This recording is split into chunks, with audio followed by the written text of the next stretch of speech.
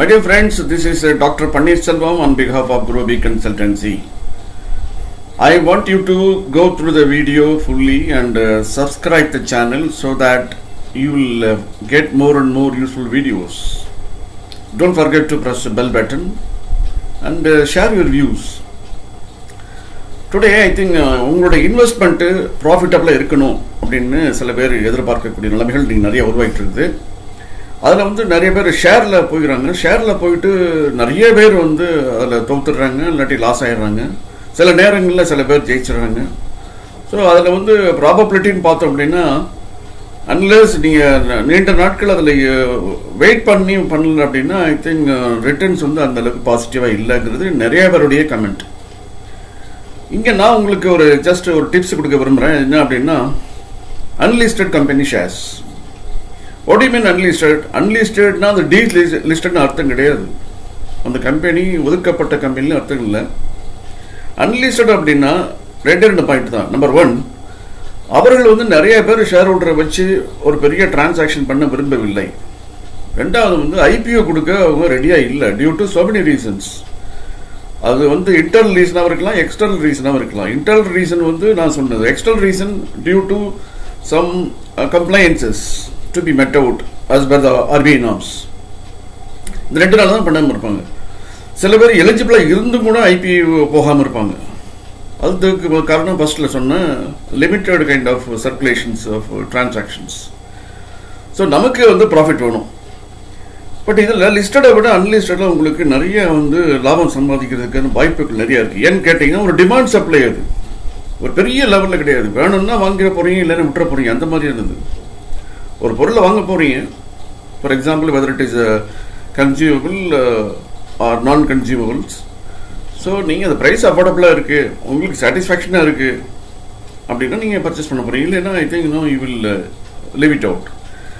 அதுபோல் இந்த ஷேர் என்ன பண்ணலாம் அப்படின்னா, there are many companies. Micro ஃபைனான்ஸில் இருக்குது, பேங்க்கில் இருக்குது. பேங்க்கில் பார்த்தீங்கன்னா தமிழ்நாடு மெர்கன்டைல் பேங்க் இருக்குது, ஐசிஎக்ஸ் இருக்குது. ஃபைனான்ஸில் பார்த்தீங்கன்னா ஸ்மைல் மைக்ரோ ஃபைனான்ஸ் இருக்குது, ஒரு 5 ஸ்டார் இருக்குது. அதுக்கப்புறம் புஷ் இருக்குது, மஹேந்திரா ஃபாஸ்ட்னர்ஸ் இருக்குது, எம்ஐஎல் இருக்குது, அதாவது மெட்ராஸ் இந்தியா லிமிடெட். அப்புறம் சென்னை சூப்பர் கிங்ஸ் இருக்குது, பட் மிடில் அண்ட் எம்எஃப்ஐ இருக்குது, சூரியோதயா, இந்த மாதிரி நிறைய ஆர்கனைசேஷன். சூரியோதயா அது ரீசென்ட்லி ஐபிஓ போகிறாங்க. ஸோ நீங்கள் அதில் என்ன பண்ணிக்கலாம் அப்படின்னா, நீங்கள் லிஸ்டட் அளவுக்கு கன்ஃபியூஸ் ஆகாமல், because listed is open to everybody. இதில் அன்லிஸ்டடுக்கு வந்து நீங்கள் பையரை பார்க்குறதும் ரொம்ப கொஞ்சம் டைம் ஸ்பெண்ட் பண்ணி தான் பார்க்கணும். பட் அதற்கான வந்து லிஸ்டட் புரோக்கர்ஸ் இருக்கிறாங்க. ஸோ அந்த கம்பெனியுடைய ப்ரைஸை வாங்கிட்டு, அந்த கம்பெனியுடைய குரோத்தையும் பார்த்துட்டு, பேலன்ஸ் ஷீட், அவங்களுடைய ப்ராஃபிட்டபிலிட்டி, காரு, அதனுடைய எல்லாத்தையும் பார்த்துட்டு, ஓகே இது வந்து ஒரு கன்சிஸ்டன்ட் ரிட்டர்ன்ஸ் உள்ள கம்பெனி, இன்வெஸ்ட் பண்ணலாம் அப்படின்னு முடிவெடுத்தீங்க அப்படின்னா, நீங்கள் உடனே அந்த கம்பெனிக்கான ஷேரை வந்து லிஸ்டட் கம்பெனி பீப்புள்கிட்ட கேட்கலாம். Between listed company, listed share பண்ணிட்டு இருக்கிறவங்க அந்த புரோக்கர் டு புரோக்கரும் நீங்கள் டீல் பண்ணிக்கலாம், ஆர் புரோக்கர் டு டைரக்ட் பையர்ட்டையும் நீங்கள் பண்ணிக்கலாம். ஸோ உங்களுக்கு சரியாக வந்தால் ஓகே. ஃபார் எக்ஸாம்பிள், இன்னைக்கு வந்து ஸ்மைல் மைக்ரோ ஃபைனான்ஸ் கம்பெனி வந்து அவங்களுடைய புக் வேல்யூ 140 to 150. ஸோ நீங்கள் வந்து கம்பெனியுடைய க்ரோத் எல்லாம் பார்க்குறீங்க, இட்ஸ் ஓகே. அதுக்கப்புறம் வந்து ஷேரை வந்து ஷேர் ஹோல்டர்ஸ்ட்டு இப்போ நீங்கள் வாங்கலாம்னு நினைக்கிறீங்க. இங்கே நீங்கள் வந்து வெளியில் அப்போ டிமாண்ட் பார்க்குறீங்க, what is the demand price. அப்போ வந்து 150 உடனே வாங்குறது ரெடியாக இருக்க மாட்டாங்க. So people may try to buy it at maybe 120 or 110. அப்போ அந்த புரோக்கர் வந்து he wanted to buy at the rate of 100 for example, let us assume. அப்போ அப்படின்னா நீங்கள் வந்து அந்த உங்கள் ப்ராஃபிட்டுக்கு வச்சுக்கிறீங்க, உங்கள் ப்ராஃபிட் 5 rupees 10 rupees அதை வச்சுக்கிறீங்க. அப்போ அது அந்த ரேட்டை வச்சு நீங்கள் பார்கெயின் பண்ணி நெகோஷியேட் பண்ணுறீங்க. இது எல்லாமே வந்து it is loss making activity. அங்கே ப்ராஃபிட் இருந்தால் அதில் அஷ்யூர்ட் அவங்களுக்கு ரிட்டர்ன் வரணும் அப்படின்னு தெரிந்தால் நீங்கள் இன்வெஸ்ட் பண்ணலாம். அல்லது யார் பையரோ அவங்க கூட இன்வெஸ்ட் பண்ணி அந்த அமௌண்ட்டை வாங்கிட்டு நீங்கள் இன்வெஸ்ட் பண்ணி அதை ஷேரை நீங்கள் ட்ரேட் பண்ணி உங்கள் டிமேட் அக்கௌண்ட் வழியாக அவங்களுக்கு சேல் பண்ணிடலாம். பட் இதில் என்ன ரிஸ்க் இல்லை அப்படின்னா, உங்களுக்கு வந்து வாங்கி வச்சு ரிஸ்க் வந்து உங்களுக்கு லாஸ் ஆகிறது வாய்ப்பே கிடையாது. இப்போ நீங்கள் 5 ஸ்டார்லாம் பார்த்தீங்க அப்படின்னா அதனுடைய ஸ்டார்டிங் ப்ரைஸ் வந்து ஷேருடைய வேல்யூ வந்து பேசிக் ப்ரைஸ் வந்து 10 rupees. அதுக்கப்புறம் அது 300 400 700 800 வந்து இப்போ today the price has gone up to 3,000 to above 3,000s. The current the performance is really excellent and consistent performance, very good rating. இதெல்லாம் இருக்கிறதுனால அந்த கம்பெனிக்கு வந்து நல்ல ஒரு இதாக இருக்குது. ஸோ சில ஷேர் வந்து ஈவன் 8 to 9 rupees கூட இருக்கலாம். அப்போ நீங்கள் வந்து என்ன பண்ணுறீங்க, okay this is a purchase rate, okay who is a seller, so செல்லர்கிட்ட you negotiate, then you will assure of your profit. இந்த டிரான்சாக்ஷன் ஸ்டார்ட் பண்ணுறீங்க, க்ளோஸ் ஆகையில் வித் ப்ராஃபிட்டோட பண்ணுறீங்க, or with minimum profit, or maybe like abnormal huge profit, whatever it is, you don't burn your finger. So that point which I want to stress upon is unlisted is one of the basket you can keep it, and you can select who are the unlisted companies and pick out the share values and profitability ratios and find out who is what is the market rate, what is the purchase or selling rate. You fix up your margin.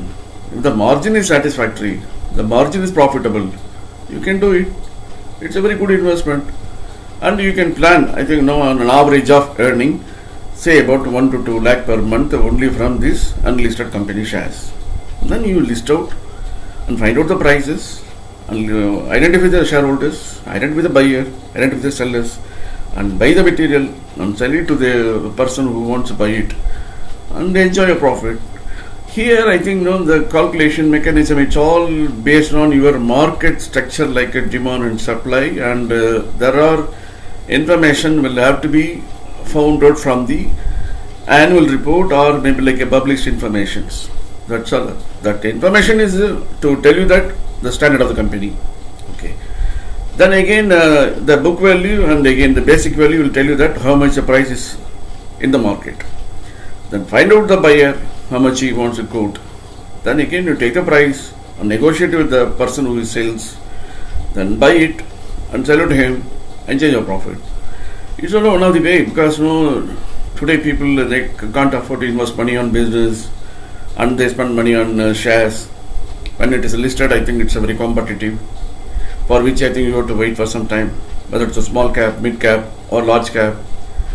And sometimes the profit is very slow margin, or sometimes there will be no growth at all. I think whatever invested will remain there.